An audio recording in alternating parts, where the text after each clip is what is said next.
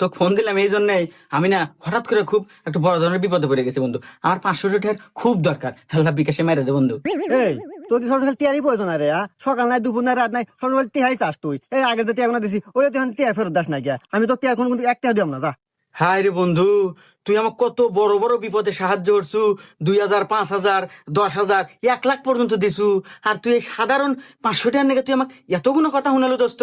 ঠিক আছে দোস্ত, তোকে আর আমি জীবনেও কোনোদিনও ফোন দেবো না দোস্ত। ভালো থাকিস।